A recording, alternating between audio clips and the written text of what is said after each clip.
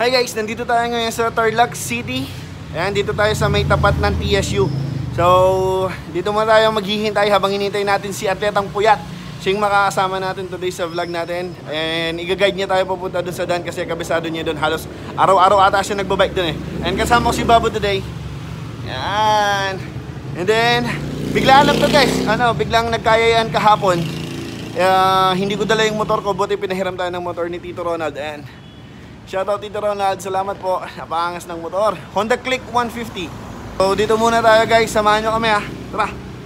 Naitayo ang Tarlac State University o TSU noong 1906. At isa sa mga notable person dito ay walang iba kundi ang dating Pangulong Noynoy Aquino na ginawaran ng Universidad ng Doctor of Humanities degree noong May 14, 2015. Ayun na, dito na si Atletang Puyat. Sa ako nakaklik din.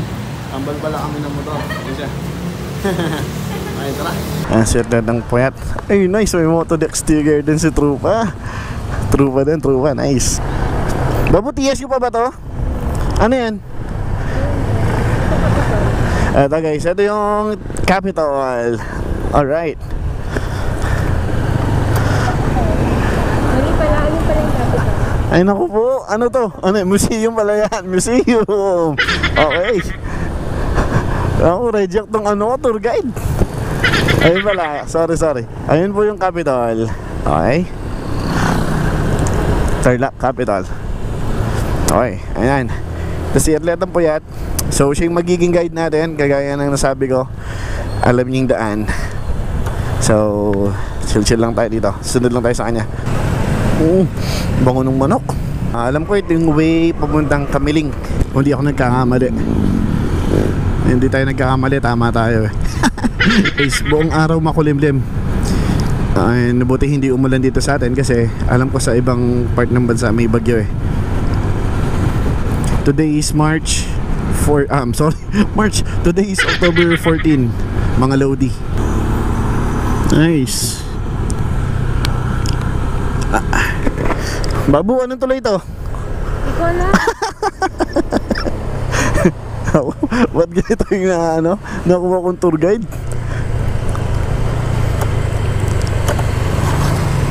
Tour lang siya, hindi siya guide. Okay, time check tayo guys. And 4:01 in the afternoon. So pinili namin tong oras na to kasi pag normal day daw, kapag maaraw, maganda yung doon eh. Paglubog ng araw sa sunset. Maganda yung sunset doon. Kaso tignan natin yung sa makulimlim. Let's see. Oo, parang tama nga ako guys. Parang ito yung Tarlac Kamiling Road. And then magli-left kami dito. Ito yung way papuntang San Jose, Tarlac. Okay, let's go. And sorry sa mga Lodi ko nanonood ha. Wala akong gloves, huwag niyo akong gagayahin. Kasi kagaya nga nang nasabi ko kanina guys, biglaan lang to. Nagkayaan lang kahapon. Bale, pumasyal lang talaga ako dito sa Tarlac. Pumasyal ako sa girlfriend ko. Nagkayaan kahapon. Wala nga tayong dalang motor, pinahiram lang tayo. So, ayun. Hindi masyadong ready. Pero buti may camera tayo. Basta may camera at saka may motor, game na to. Alam niyo naman si UTV, basta may camera at saka may motor, game na tayo dyan. Okay, Atletang Puyat, UTV, let's go.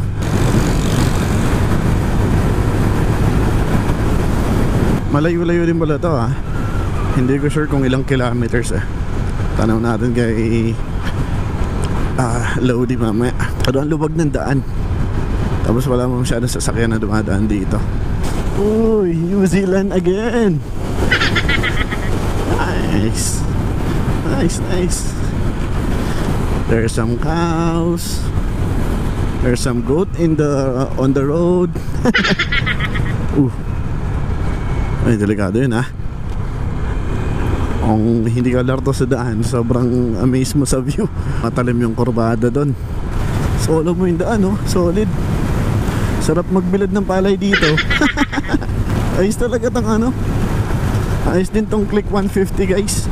Ang maganda kasi dito guys sa Honda Click 150 is so 150 yung displacement nya. And then hindi siya ganun kabigat. So kaya kung tigpitik mo lang hindi masyadong hirap yung motor kumbaga. Dahil bukod sa'yo medyo magaan lang yung mismong motor. checkpoint. Pero walang check. Let's go. Ayun, bago ko nga pala makalimutan, shoutout kay bro Art Joseph Asprer. Yun o. Loadin natin yan. Tsaka si Sir Ulysses Daniel Ginto. Wash out po sa inyo lahat. Ay, ayun, checkpoint. Wala akong kaalam-alam na ito na pala ang simula ng Tarlac-Zambales Road o kilala din sa tawag na Tala Road dahil iba yung ruta ng mga napapanood ko sa video. Bale, ito ang naging kabuuan ng aming biyahe.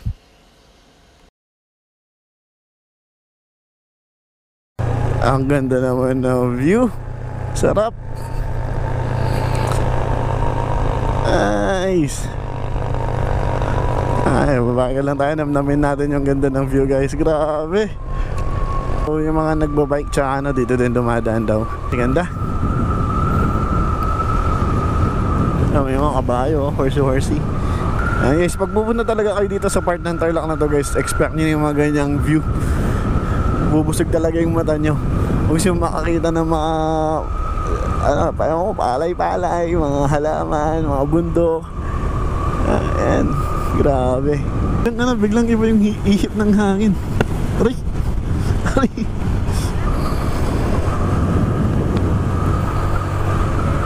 Ganda na. Babu. Nice.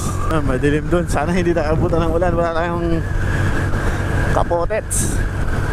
Uphill.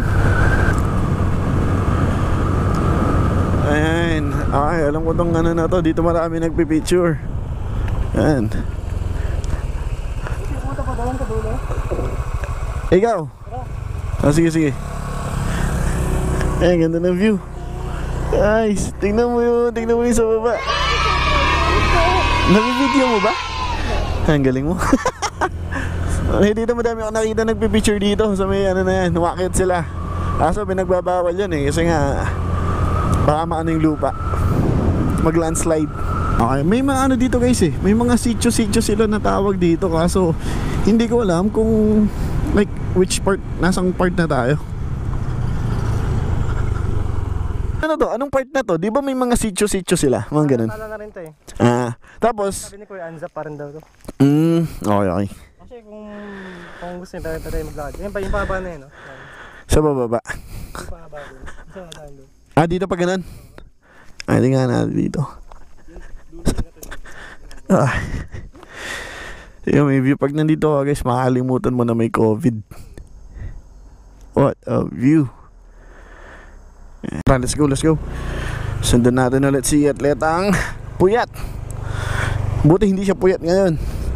So apparently guys, hindi yung nakita kong way sa mga videos, yung dinaanan namin. So kanina kung nakita nyo din sa may checkpoint, yun na pala yung start nitong daan.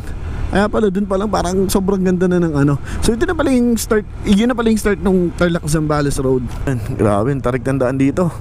Woohoo! Ay, pag mga gandong klaseng daan, wag tayo magpapreno sa sa likod.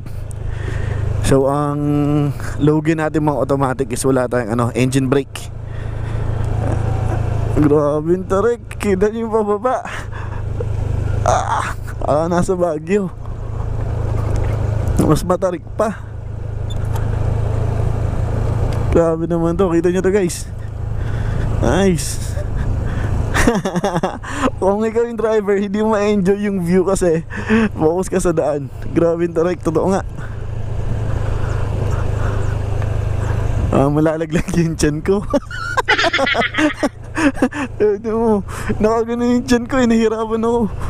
Ayan, may rice terraces doon. Nice. Buti pa pagpaakyat okay lang, dahan-dahan. Pero pag pababa kasi wala kang control Pag maling preno mo, pag slide ka doon. Pag di ka nakapagpreno, magsusuperman ka dyan. Di pa ako nakapunta sa guys, sa Daang Kalikasan. Pero kaya hindi ko masabi kung anong mas maganda. Pero dito parang sa akin to 9 out of 10 yung parang yung gusto mo ng road trip talaga sa 9 out of 10 tong daan na to in terms of view, landscape. Yo, Alright, so nandito na tayo guys sa Sitio Tala. Dito po yan sa Tarlac. And kung nakikita nyo guys, ito na yung dulo ng sementado na daan. So nakikita nyo sa likod ko, yan, mag-start na din yung rough road. And then sabi sa may bandang baba daw, ginagawa na yung daan. Bali kapag natapos to guys, ito yung magdudugtong sa Tarlac, papunta ng Zambales. And madami nagsasabi na ang dulo daw nito, magko-connect daw talaga to sa Palawig, Zambales. Ayan. Pero ngayon hanggang dito muna tayo kasi yun nga, sarado pa dyan, ginagawa pa yung daan. So once na matapos to, for sure babalik tayo dito at i-check natin.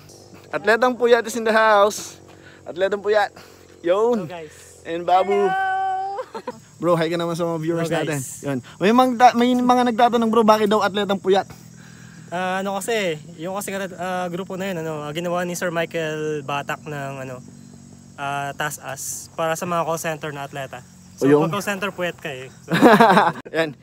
Support niyo yung channel niya guys. Yan, lalagay ko yung link niya sa baba. Ay, nakikita niyo yung channel na ngayon. More on naman siya no bro? Cycling no? Naman siya, biking adventures naman siya. Right. Guys, may nakita kaming mga madaming pine trees dito. Ayun sa likod. Pwede kang humiga sa daan. Tara, check it out natin, check it out. Sa mga loading natin na papasyal dito guys, akit kayo dito sa may madaming pine trees. Ganda din mag picture. Ayan, tumambay dahil malambig yung hangin sa taas. Makita niyo siya sa gilid lang ng daan. Mataas yan ng konti para may paahon. Ayan, stop kayo doon. Ayan, tulad ng mga loading natin na yan. Siguro mapipicture sa dito. Ang Capas-Botolan Bypass Road ay may habang 68 kilometers. Ang daan na ito ay tinatawag din na Tala Road ng mga lokal sa Burgos, Tarlac. Dugtungin ito ang probinsya ng Tarlac at ng Zambales. Mula sa 5 oras na biyahe, magiging 2 oras na lamang ang biyahe kapag ang daan ay natapos na. Philippine government ay naglaan ng 8.3 billion pesos na budget para sa proyektong ito. Sinasabing matatapos sa year 2022. What's up mga Lodi? Pababa na kami pero may nakita kami magandang picturean dito Ayun iniwan nila ako doon sa likod.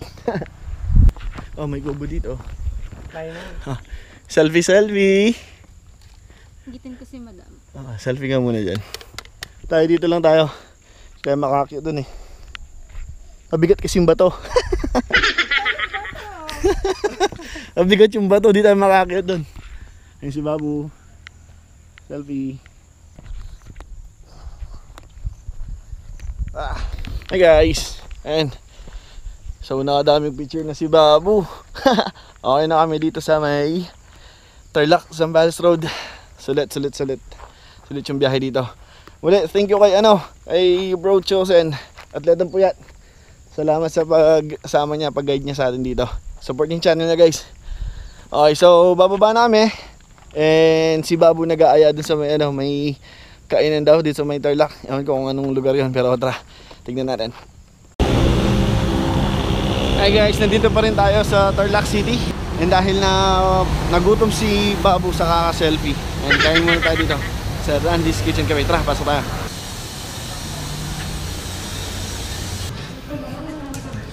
Guys, nandito tayo ngayon sa Randy's Kitchen and Cafe. And kasama natin si Ate Zai. Hi po! Meron po tayong mga pizza. Dito po sa Big Face, mga rice meals po. Then we have pasta also, ma'am. Tapos yung binabalikan po dito halos ng mga customer is yung mga burgers po natin.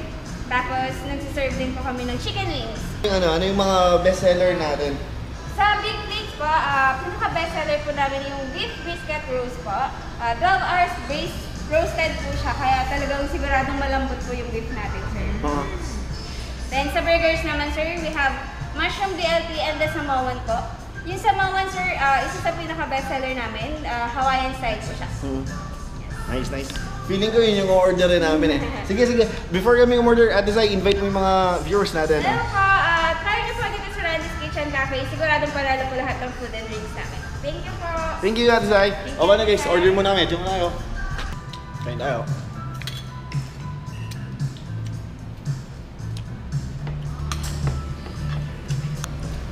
How's the burger, Babu? Sarap.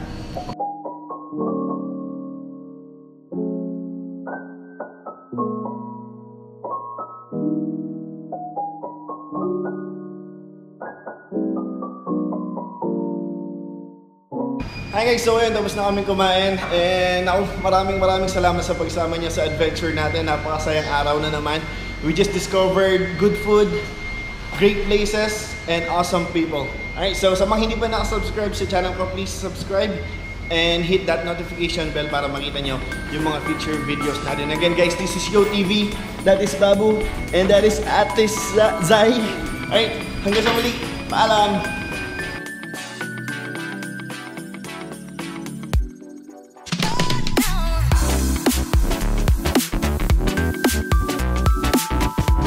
Babu mo rin ng mango smoothie. Pero syempre, hindi naman yung TV yan.